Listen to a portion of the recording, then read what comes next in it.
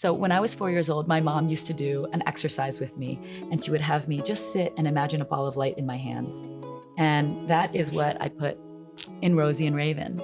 And there's an exercise in here, and it says, "What is this light inside, you ask? Let's do an exercise.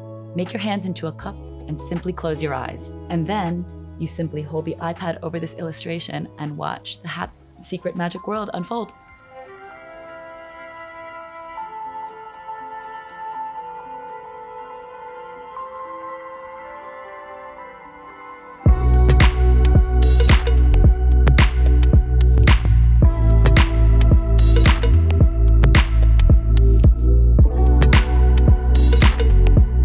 Welcome to Tapping In. I'm your host, Marisa Greco, and today's guest is Kayla Silber. She's a visionary designer, an artist, and an author of Rosie and Raven, which is an interactive fairy tale which teaches kids mindfulness.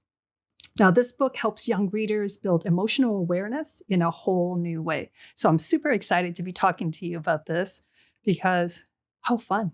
Yeah, I'm really excited to be here to talk about it too. Yeah. So I wanted to get started with just your process. Like, what inspired you to write a book for kids, helping them with this whole mindfulness process?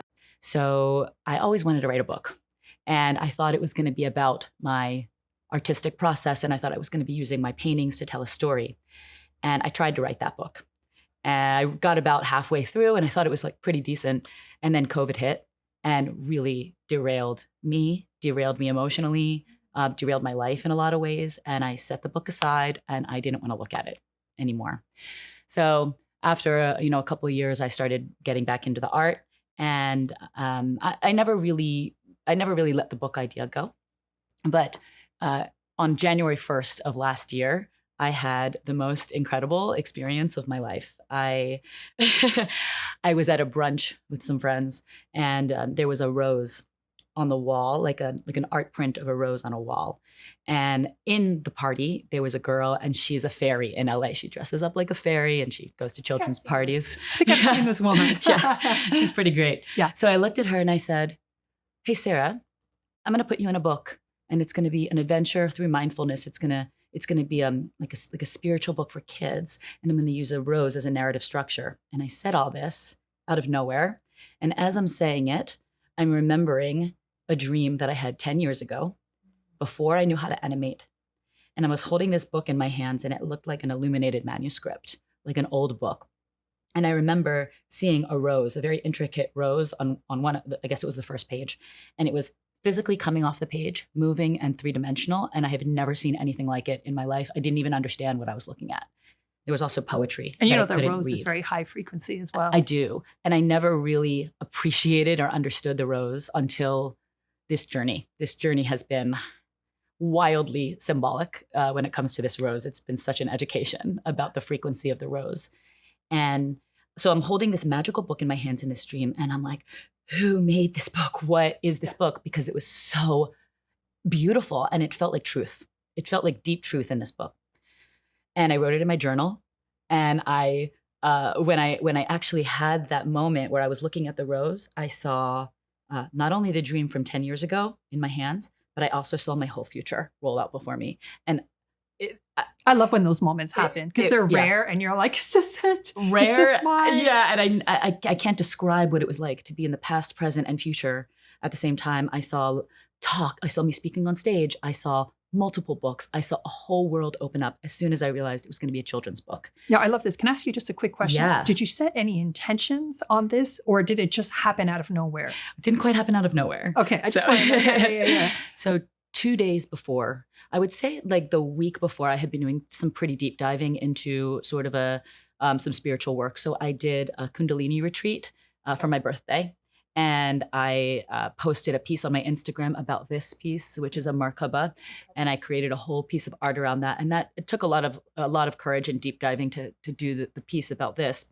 This all happened within about a week leading up to this. First of all, that's so powerful right there, because you have breath, you have energy, you're bringing it up and down. Yeah. Then you're activating your Merkaba body, which is your light body that's all around you, and you're programming it with intention on what you want to create. Mhm. So I'm just like, this is such the formula of success. And the really cool thing about this Merkaba and the cool thing about the rose is that I didn't understand the power of either one before I started this journey. So this was a really interesting one. And I started getting kind of obsessed with this symbol and I didn't know why. And for my birthday, I treated myself to a very large mushroom journey, a very big hero dose in ceremony. That's amazing. Yeah. And so it was about 4 grams. And it was a lay down, close your eyes, go deep kind of journey. Are you by yourself or No, with other people? I was with a couple friends and we created A a sacred ceremony. space. I have a friend who's an incredible facilitator. Perfect. And she's been very much like a guide for me That's in amazing. my life. So in this journey, I had posted a piece about this Merkaba.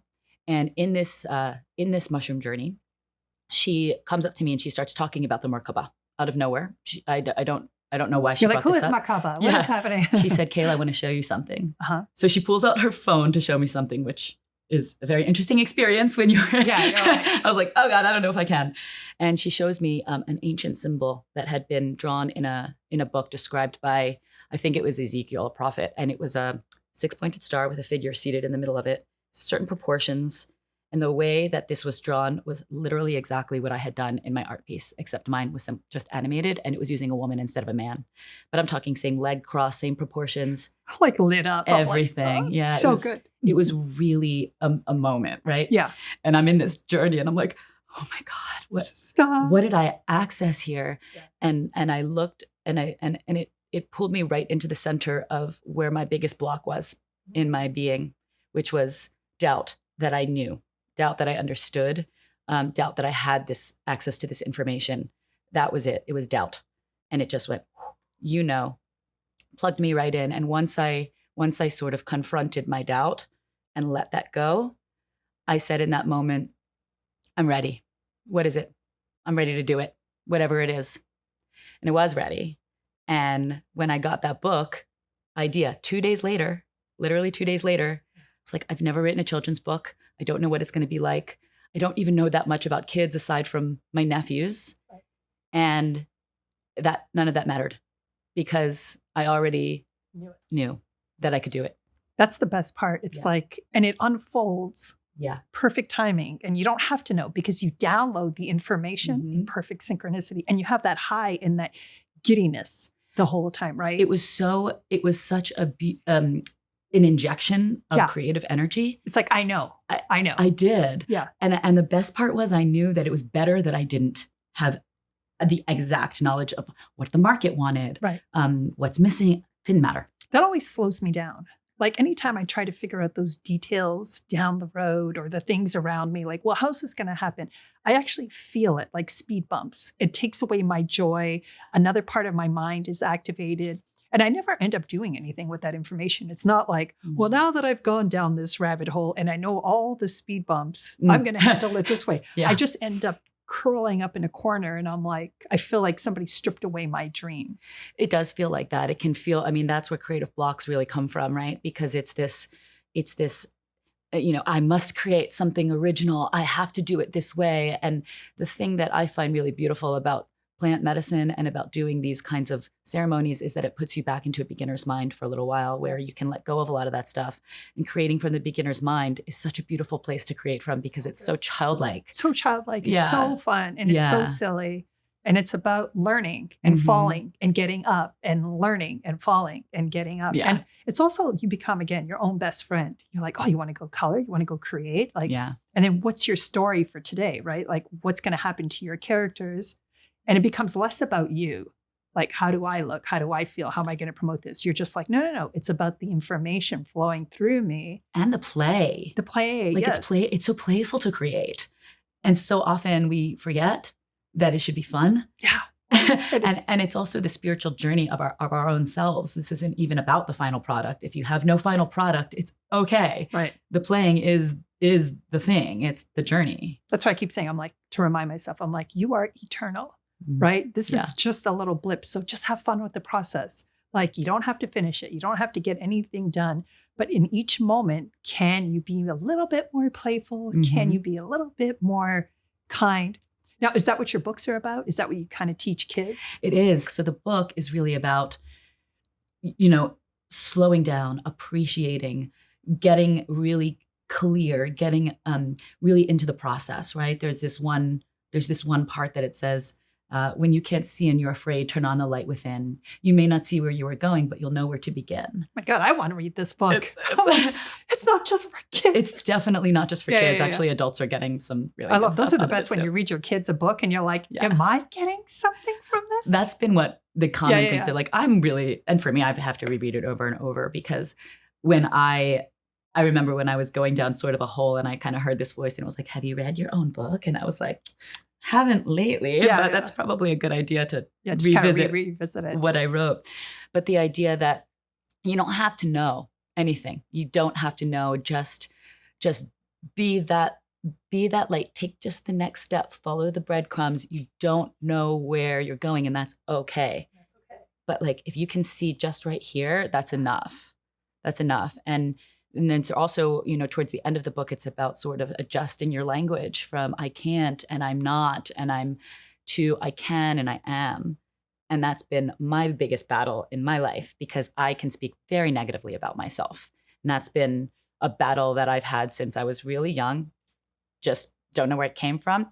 Honestly, it doesn't really matter. I think a lot of artists, though, have that. Yeah. And I think our medicine right now is about, I could still be artistic and sensitive and not have that frequency anymore. Mm-hmm. And I think it's about us, I don't want to say pushing through or maybe dissolving that third dimensional coat that we came here to help dissolve and return back to that love. Because when you tap into your art, when we tap into singing, whatever that is, we're connected to something so much bigger that I think that now we're learning to bring that frequency down and embodying it instead of having two separate worlds. That's right. Like, this is my artist world and I get to be this person here. But then when I'm hanging out with my family or friends or walking in the streets, I'm somehow disconnected from that. And I'm supposed to be hurt, or I'm supposed to. And that story now, I think for so many of us, is changing. I think it is too. And the more people step into that and embody that, the point is to be it and show it rather than speak to it. Yes. If you are that, that frequency will allow others to drop their guard as well. But you can't tell them. You have to show them. Right. Yes. Yeah. I also love the fact that you started singing in this book, because I also feel like it's your own medicine. It is. And it's almost you embracing a part of you that you didn't know, like you had this talent, right? Yeah. And it kind of gets put away because you said you don't feel like, oh, there's no place for it here. It's not good enough. Not good enough, right? Oh, not good enough. But when it sneaks in again and it kind of comes up organically, it's almost like an old friend, kind of like you could feel it like just nuzzling up to you, and you're like, actually, this was your space. And you're healing at the same time now as that energy, which is totally lighting me up. But you healing you in the moment, and then it being channeled into your book is going to resonate with so many, because it's so authentic. Your medicine is authentic. It's not coming from the mind where you're like, well, I think people have this problem, and I read in this book that this is the solution.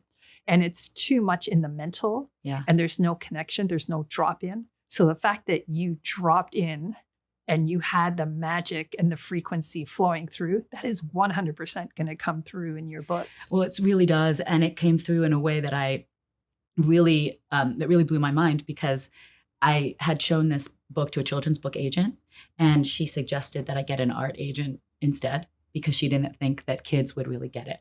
It's a really new kind of book. It's not, the illustrations are very sophisticated. The language is kind of sophisticated. And so she thought that it was maybe more it's long. Yeah. It's a long, it takes some kids 2 nights to get through it. Awesome. Read it, and they love it. Yeah. They love doing it.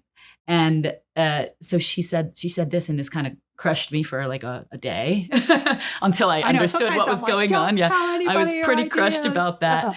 And because she's this expert, right? Of course. Someone sent me a video last week, and I put it on my Instagram, and it's their little girl sitting with a book and singing all the songs by heart.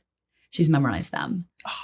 And somebody asked me, how do you know if your book's successful? And I was like, it is. Like, that's all I need to know, because not resonate with kids. She's singing the songs that I made. What? Like, yeah, that's incredible. It blew my mind and my heart, and I was crying, and I was like, oh God, like, I couldn't ask for better validation. Yeah. But what's so cool again is I feel like kids being born today are so much smarter and evolved. Like they're our teachers.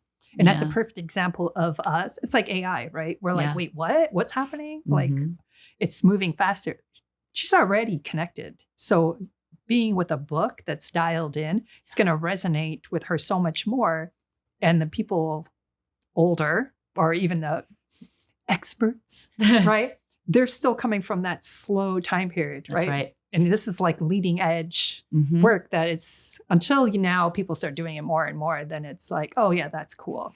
Yeah. And kids are not only they're very smart, but they're also very disconnected. We have a really, big problem with kids this generation. And they are, having linked the smartphone to the book, it was a choice that I made consciously, because while we want to pull kids away from smartphones, the fact remains that they're on their smartphones. And that's not going away. And they're going to be tapped into technology. So how do we use technology to bring back kind of this ancient wisdom and reconnect them to themselves? There are exercises in the book that you do with your parent to really drop in about giving yourself compliments and what you're grateful for. And there are these beautiful connection experiences that you can have via the technology.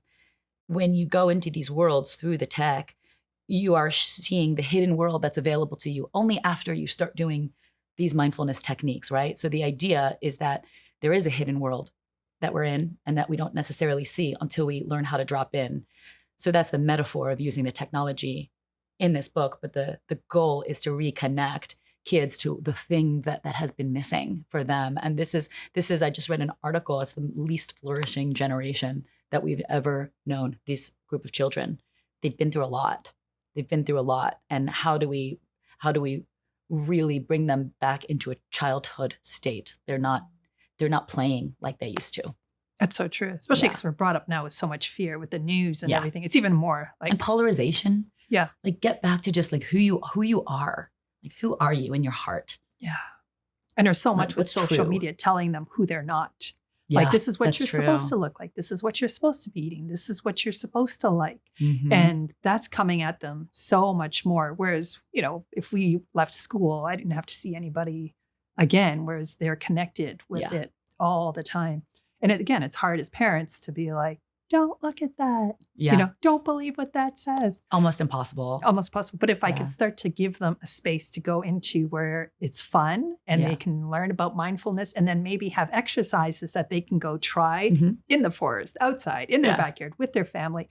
Now you're reconnecting them to this world. So are you working on a brand new story right now? I am. So I'm having a second one on the way. Yeah. It's a boy.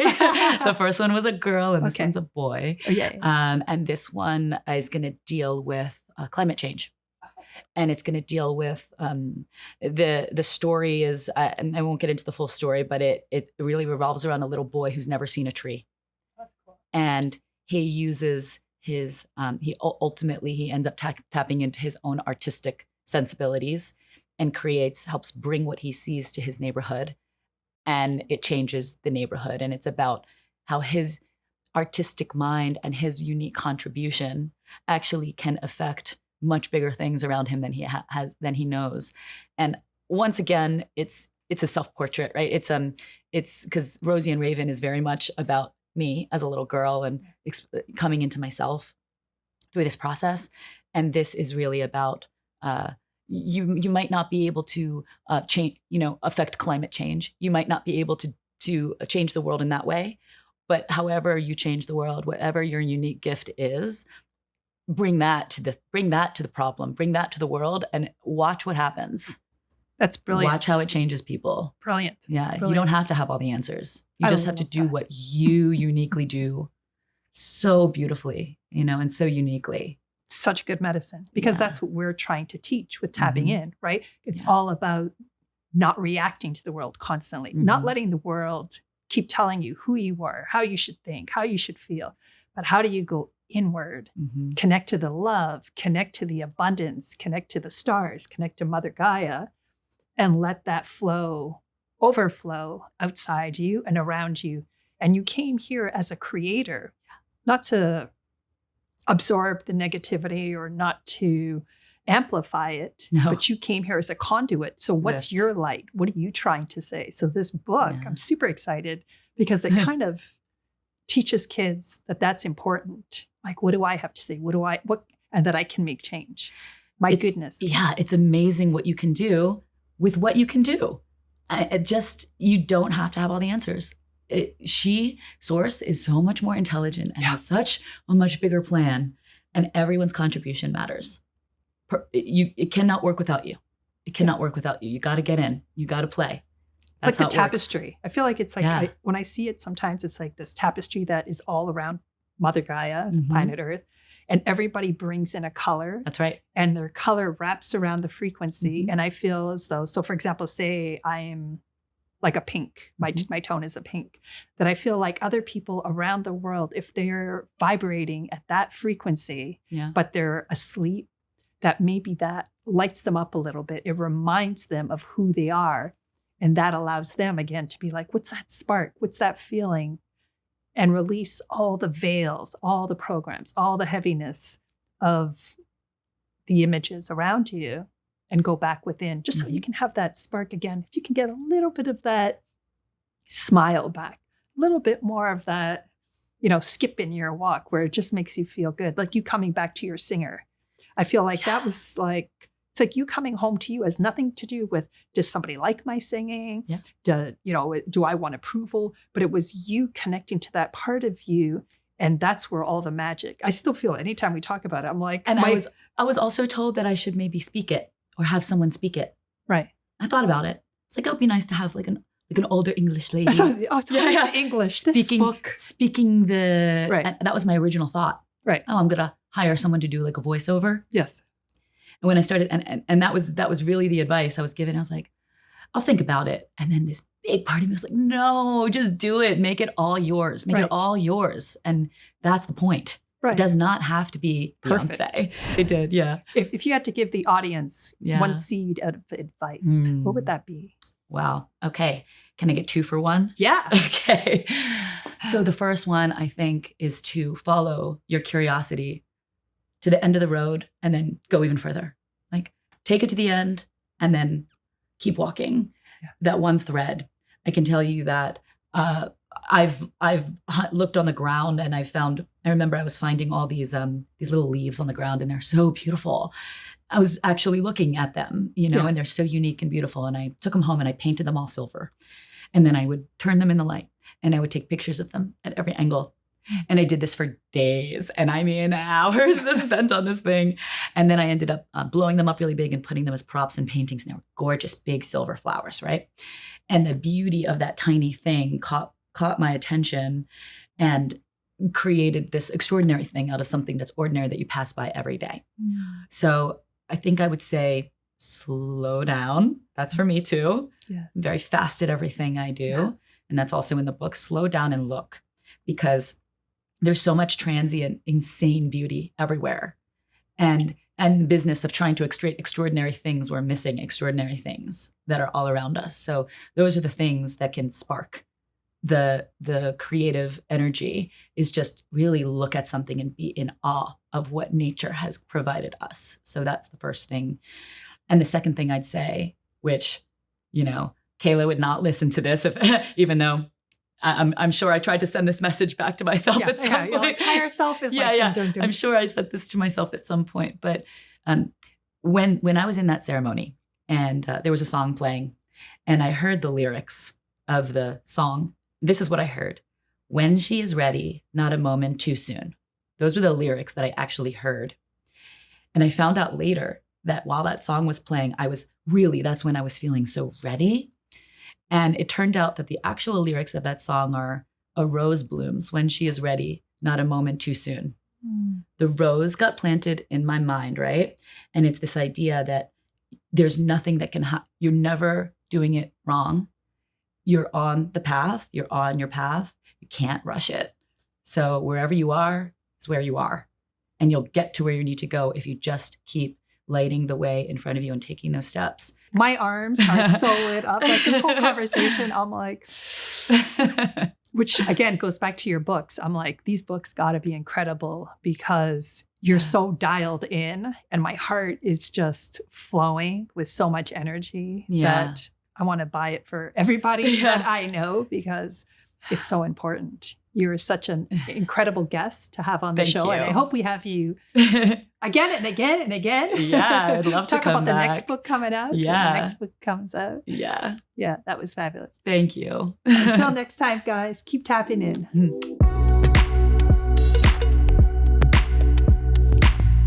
If you want more, please join our community at marisagreco.com.